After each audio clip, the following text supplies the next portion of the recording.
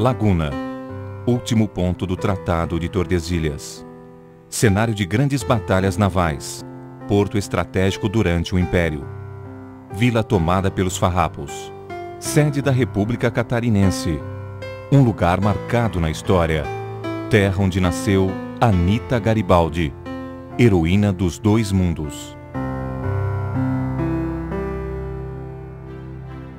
Tudo leva a crer que foi aqui, em Morrinhos do Tubarão, em 1821, que Ana Maria de Jesus Ribeiro nasceu. O registro de nascimento dela nunca foi encontrado. Na época, Laguna abrangia todo o sul de Santa Catarina e parte da região serrana. Filha de pai tropeiro, Aninha, como era conhecida na vizinhança, muito nova, aprendeu a cavalgar. A Laguna, Anita non è una ragazza qualunque. È una ragazza che appartiene a una emigrazione particolarmente degna e importante, seppur la famiglia sia molto modesta, perché chi vive a Laguna ovviamente è abbastanza modesto, a parte i militari e i membri del clero che appartengono alle categorie dominanti con i funzionari dello Stato. Anita tinha mais ou menos 13, 14, 15 anos quando apareceu esse Manuel Duarte de Aguiar, mais velho do que a Anita, talvez pelo menos o dobro, mas a mãe achou que ele poderia ser o arrimo da família e forçou um tanto o namoro. A Anita não estava muito interessada. Ana se vestiu de noiva nesta casa, onde funcionava o serviço de aluguel de trajes. Pronta, só precisou atravessar a rua para casar com o sapateiro Manuel Duarte de Aguiar, união que não deu certo. Na época, com apenas 14 anos, ela nem desconfiava que o verdadeiro amor chegaria só 4 anos mais tarde, junto com revolucionários farroupilhas.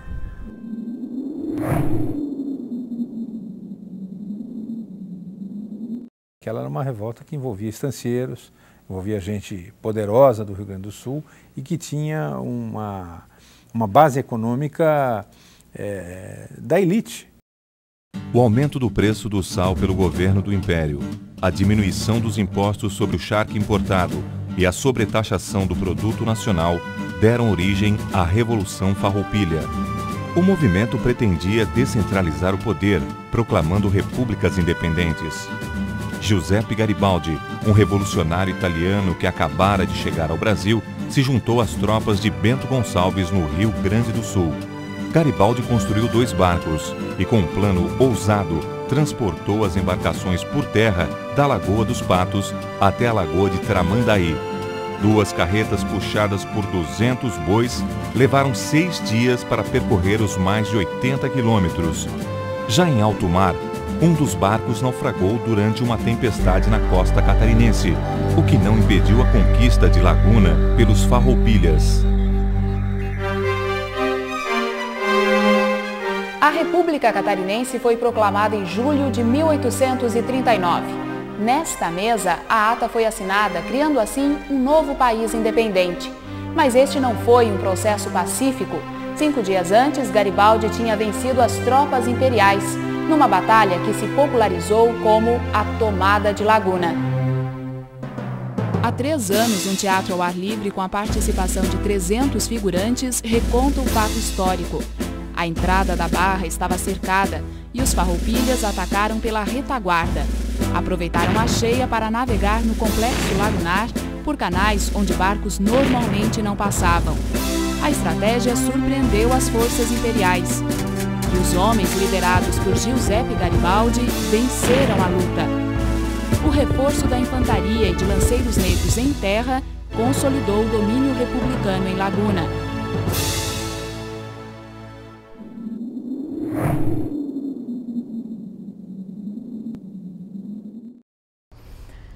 La storia dice, sarà vero o non sarà vero, che prende un cannocchiale e vede sulla spiaggia una o più ragazze molto attraenti.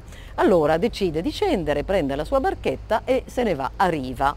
Coincidenza vuole che entri in una casa per chiedere dove andare in paese e la prima persona che vede in questa casa è la ragazza che proprio ha notato la quella che gli è parsa la più bella, la più carina, la più attraente. La storia dice anche che si piacciono immediatamente. Questo è molto probabile perché il soggiorno di Garibaldi è così breve che se ci fosse stato un lungo fidanzamento la cosa non andava più, e poi non si potevano fidanzare perché Anita era già sposata, e alla fine si consuma la prima notte d'amore sulla stessa barca di Garibaldi. Quello che non si sa è che a quel momento Duarte, il marito di Anita, non c'era ed era già partito in guerra e era già dato in fondo per disperso. Dunque questa ragazza in sostanza non è che lasciava il marito e partiva con Garibaldi, era già sola, ma era ancora sposata. Diversas vezes, a lua de mel em alto mar foi interrompida por lutas com barcos inimigos. Justo num dos lugares mais bonitos do litoral catarinense, Anita viveu seu batismo de fogo. Aqui, nas praias de Imbituba, Giuseppe e a tripulação do Rio Pardo resistiram ao ataque de 3 barcos imperiais. Em meio a tiros de canhão e carabina, nascia a guerreira Anita Garibaldi. Anita sempre foi uma mulher corajosa. No combate de Imbituba, quando Garibaldi, muito preocupado, avistou-a atirando nos inimigos com um fuzil, ele foi ao seu encontro e pediu: Anita, desça ao porão para proteger-se. E ela, muito corajosamente, respondeu: bom, eu vou descer ao porão, mas para tirar todos os covardes que lá foram esconder-se.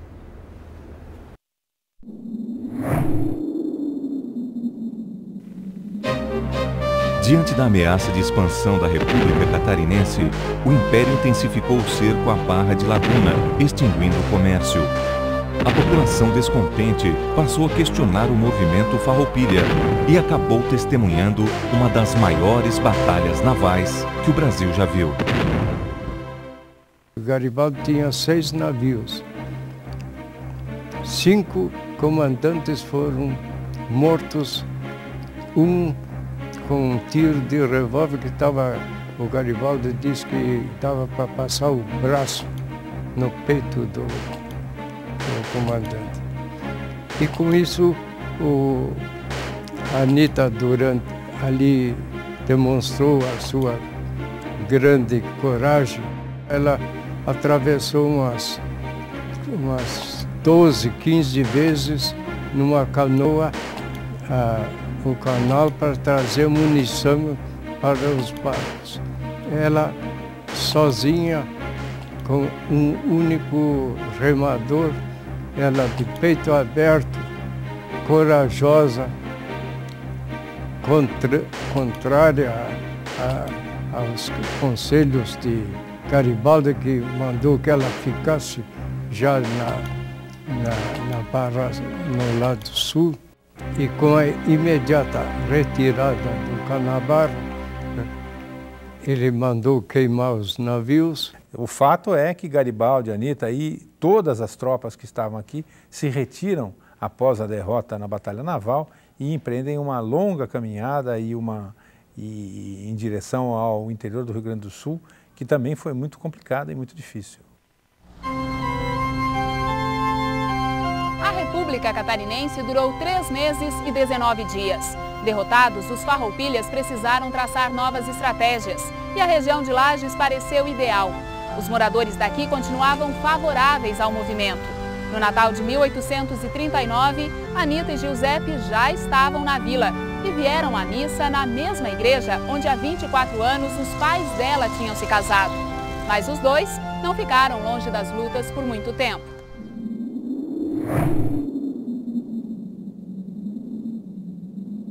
Quando eles chegam em Curitibanos, eles são atacados. E aí começam as lutas. Anita Garibaldi, durante a batalha, cuidava da munição e da distribuição de munição, mas foi atacada também.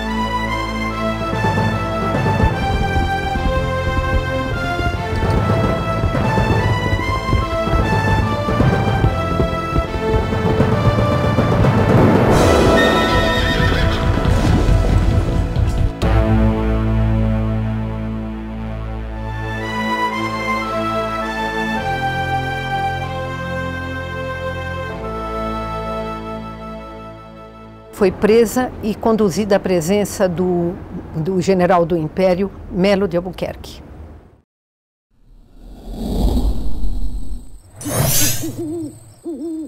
Guardas, me deixem a sós com a prisioneira.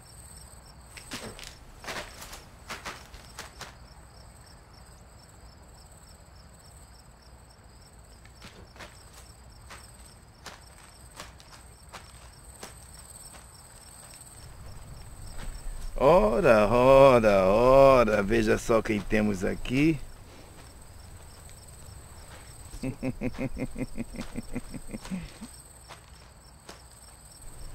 Se não é Anita Garibaldi. Espere até Giuseppe chegar e arrancar esse teu sorriso. O teu Giuseppe? O teu Giuseppe tá morto. Não acredito numa palavra do que dizes. Só acredito vendo. Você não me convence, coronel. Se Giuseppe está mesmo morto, deixem procurar o corpo no campo de batalha.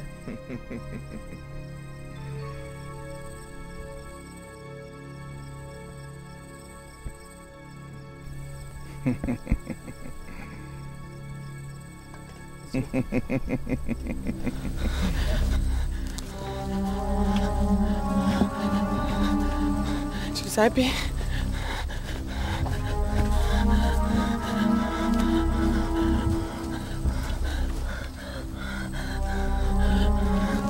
Giuseppe? Giuseppe? Giuseppe?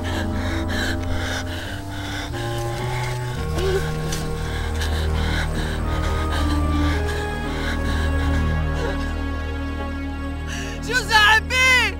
Onde estás?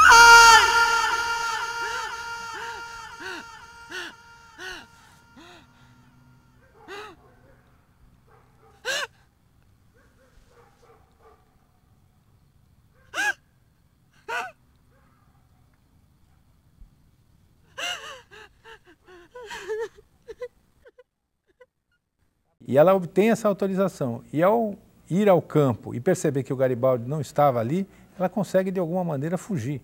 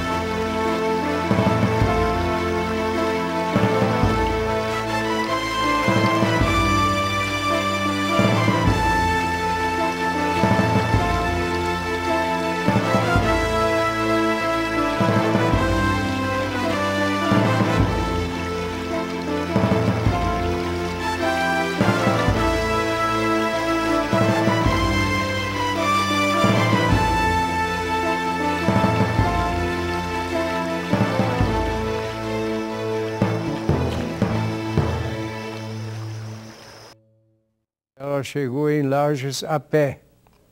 8 dias ela levou.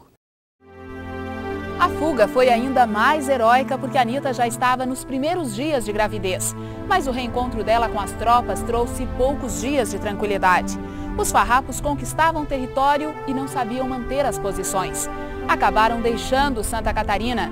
Foram para o quartel-general dos Farroupilhas em Porto Alegre. Anita mais uma vez seguiu o companheiro. Era a despedida dela das terras catarinenses. Os republicanos se fixaram em Viamão. Pretendiam tomar o porto de Rio Grande. Garibaldi ajudaria reconstruindo a frota republicana. O casal passou a morar perto da Lagoa dos Patos.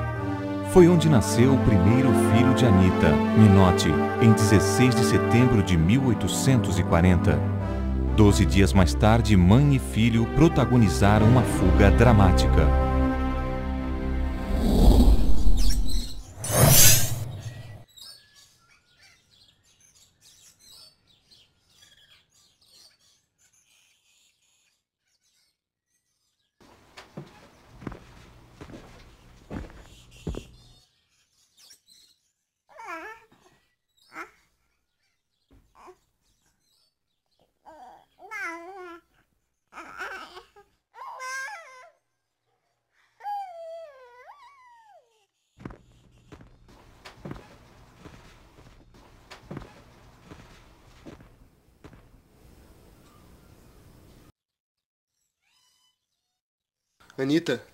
Anita, acorde.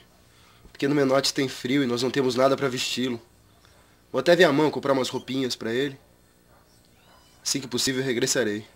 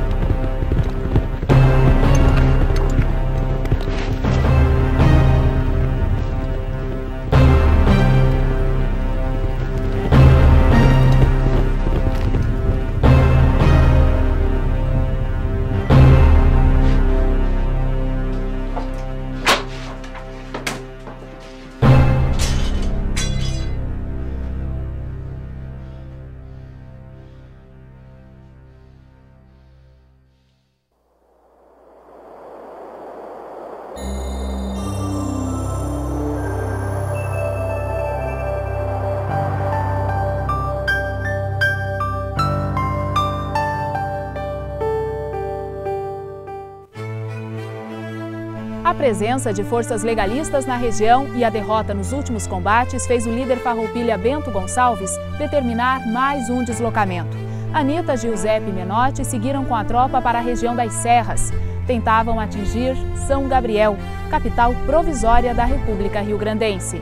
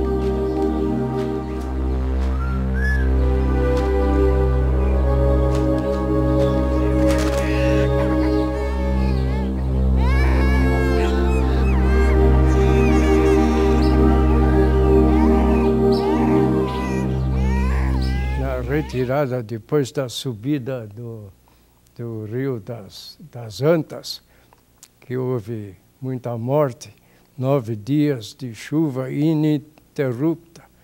Quase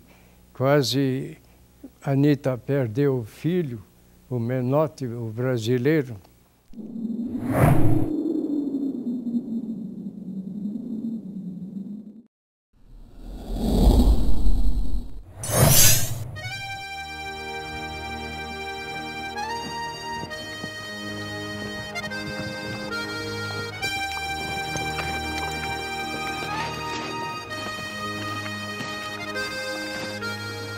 Garibaldi pediu dispensa do exército republicano e partiu com Anita e Menotti para o Uruguai.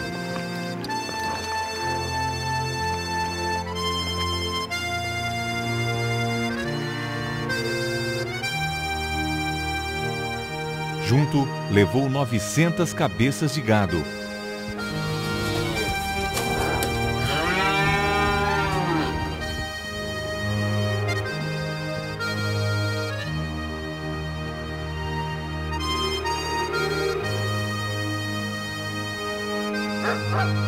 Começava uma viagem longa, repleta de desafios, a uma terra desconhecida.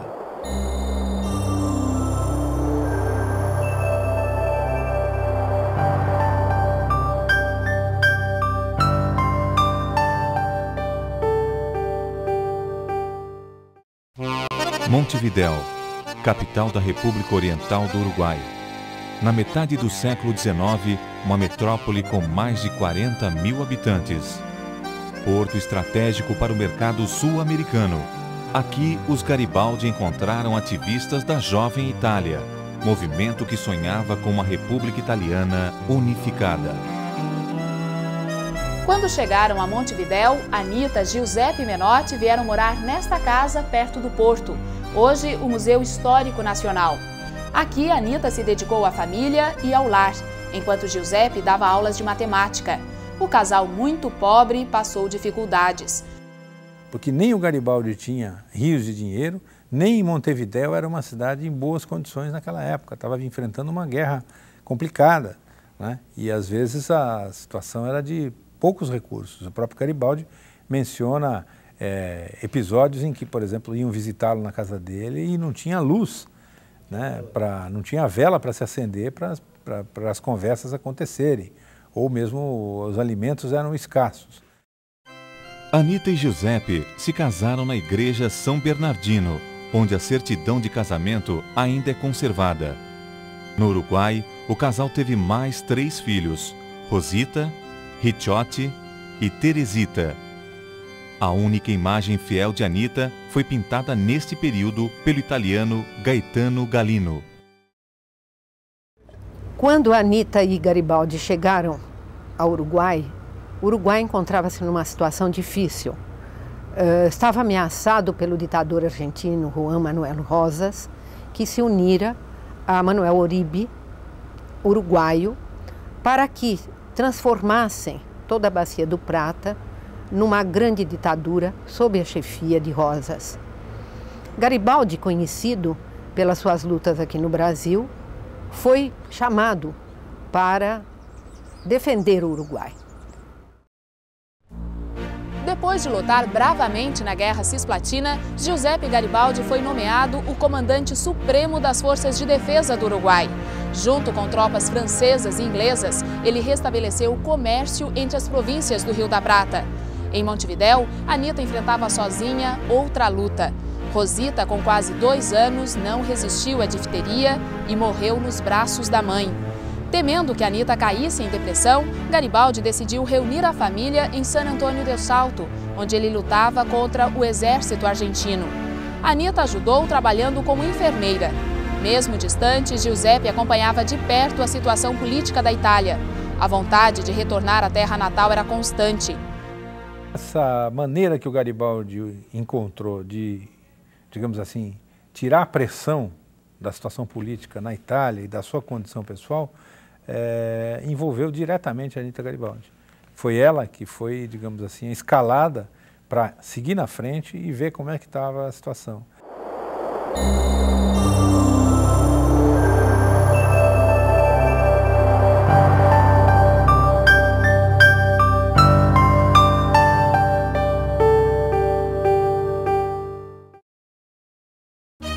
1848. A Itália estava dividida em vários reinos. O poder descentralizado nas mãos do Vaticano, França, Império Austro-Húngaro e diferentes províncias que hoje compõem a Itália como conhecemos. Conflitos a favor da unificação emergiam em toda a parte. Anita pisou em solo italiano pela primeira vez em 2 de março de 1848. Ela desembarcou no porto de Gênova e foi recebida com festa por mais de 3.000 pessoas. Durante os dias que esteve na cidade, ela assistiu à ópera aqui no Teatro Carlo Felice e relatou as impressões que teve numa carta a um amigo em Montevidéu. Estimadíssimo Senhor, tenho o prazer de lhe informar sobre minha feliz chegada a Gênova. Tenho sido festejada pelo povo genovês de modo singular. Mais de 3.000 pessoas vieram debaixo de minha janela gritando: Viva Garibaldi! Viva a família de Garibaldi! Se o senhor soubesse o quanto Garibaldi é amado e desejado em toda a Itália. Há alguns dias estive na ópera e ontem à tarde na comédia. Visitei os principais lugares da cidade e da vizinhança. E amanhã parto no vapor para Nice. Ficarei agradecida, no caso de meu marido ainda não ter partido, de pedir-lhe que o faça e dizer-lhe que os últimos acontecimentos da Itália devem fazer com que acelere sua partida. Anita Garibaldi.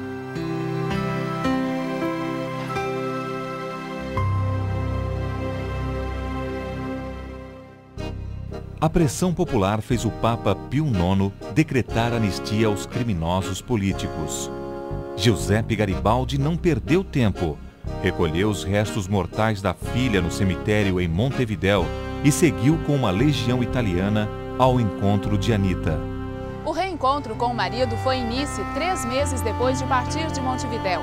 A cidade havia mudado pouco durante os 14 anos do exílio de Giuseppe, mas o casal teve pouco tempo de convívio nesta região.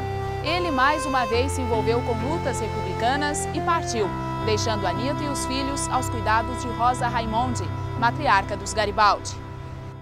Mas o momento mais fantástico da história deles para mim é realmente quando o Garibaldi já está numa situação extremamente precária dentro de Roma, com a perspectiva clara da derrota desenhada, né?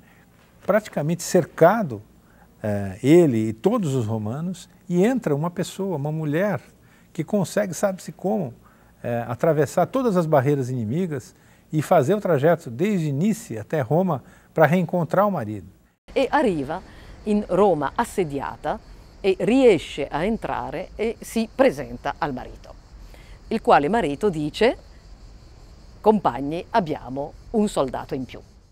Dunque Garibaldi aspetta i francesi, li colpisce all'improvviso con una forte scarica di fucileria e artiglieria, esce dalla città, li disorienta completamente, li batte, li distrugge e li obbliga a ritirarsi di 20 chilometri. Questa è una prima applicazione di una tattica assolutamente brasiliana.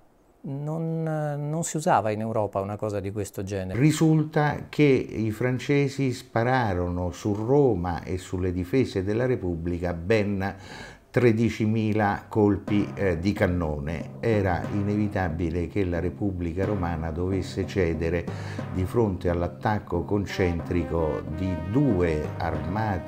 delle due armate più potenti dell'Europa continentale.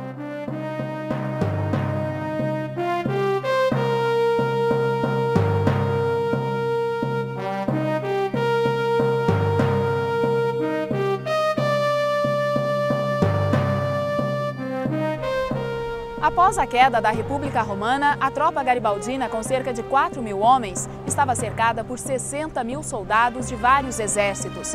Garibaldi reuniu o que restava do batalhão aqui na Praça São Pedro e discursou.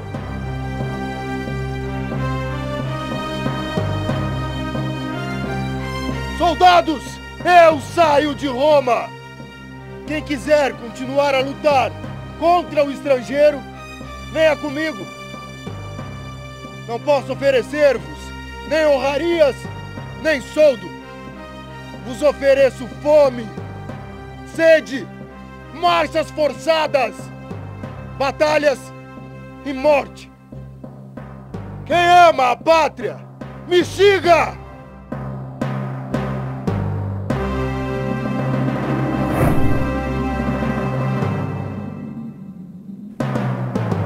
Foi o início da retirada de Roma. Na tentativa de alcançar Veneza, o último reduto de resistência aos invasores estrangeiros, Garibaldi despistou os inimigos, primeiro em direção a Tivoli. E da Tivoli fece un lungo giro intorno alla città, percorrendo mi pare qualcosa come 100 km in 36 ore, che per allora era moltissimo. Andò tutto quanto abbastanza bene, anche se la sua colonna da 4.000 si era ridotta sempre di più ed era scesa fino a più o meno 2.000. E quando arrivò vicino a San Marino, ormai però era braccato dagli austriaci da tutte le parti. San Marino, a mais antiga república do mundo, fica no alto do Monte Titano, rodeada por terras italianas. Tradicional refúgio desde a Idade Média, era uma saída segura para os garibaldinos. Aqui está guardado o vestido que Anita, grávida de 5 meses, usou durante a fuga de Roma. A fuga do cerco de Roma durou 29 dias, constantemente cavalgando, lutando e dormindo ao relento. Anita começou a ter febre e, ao chegar aqui em San Marino, um comerciante local ofereceu abrigo aos combatentes nesta casa. O Garibaldi deixa claro que a primeira intenção dele era que Anita ficasse em San Marino, onde a maior parte da tropa ficou, e a Anita não aceitou ficar ali de maneira nenhuma e quis ir com ele. Isso ela estando grávida, de 6 meses já, e eles prosseguem, ainda sendo perseguidos pelos austríacos, ainda numa situação muito precária, caminhando, primeiro de barco, depois caminhando por regiões pantanosas, e até que ela realmente já está nas últimas. E eles chegam na Fattoria Guccioli, onde ela acaba morrendo.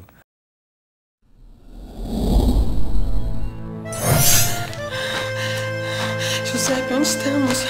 Essa é a Fattoria Guccioli. Pertence a companheiros da Jovem Itália. Aqui estaremos seguros, até você se recuperar um pouco, meu amor. E os austríacos? Não se preocupe, Anita. Aqui estamos, entre amigos. Giuseppe, não me sinto bem. Calma, são só mais uns degraus. Tenho sede. Calma, meu amor, calma. Estamos quase chegando. Giuseppe.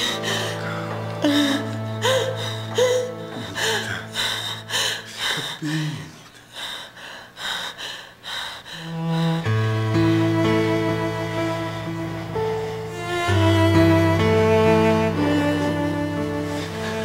Doutor, salve essa mulher.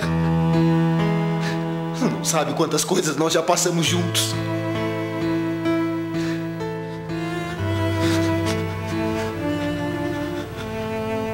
Precisamos de ajuda. Onde estão os farroupilhas? Anita, esses tempos tão distantes. Agora estamos na Itália. Tá ardendo em febre. Tá delirando.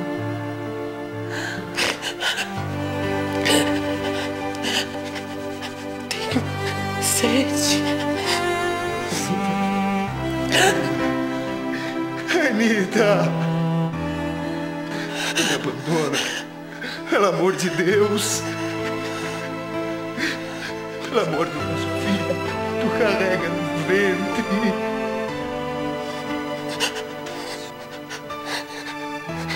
Meus filhos.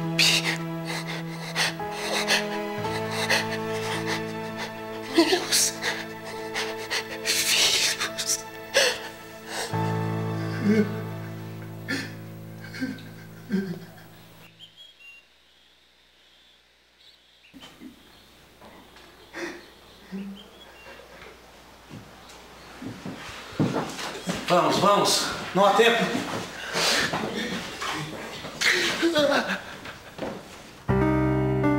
costa leste da Itália, um encontro anual celebra a memória de dois heróis nacionais. Anita e Giuseppe Garibaldi passaram por Cesenatico em 2 de agosto de 1849, 2 dias antes dela morrer em Mandrioli.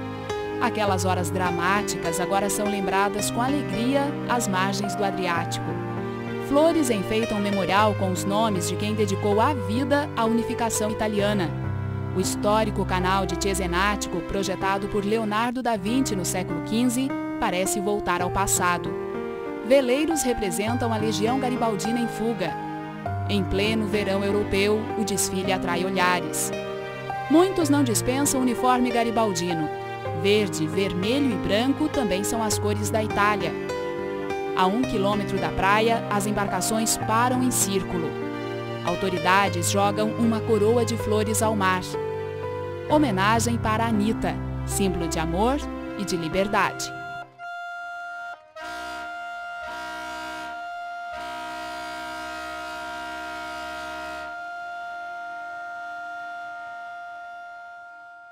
Quindi io direi che in un certo senso senza l'andata di Garibaldi in Brasile sarebbe stata tutta diversa anche la storia europea e gran parte della storia mondiale dopo, perché lui ha permesso di mettere insieme un'Italia unita e lui ha permesso la nascita di una nazione che poi ha pesato in modo decisivo sul crollo dell'impero turco e quindi su tutto l'assetto balcanico nuovo, così come in fondo lo conosciamo oggi, che ha pesato in modo decisivo sulla fine della Prima Guerra Mondiale, perché i tedeschi si sono arresi nel novembre del 18 perché gli italiani avevano battuto gli austriaci e stavano minacciando di attaccare la Germania da sud.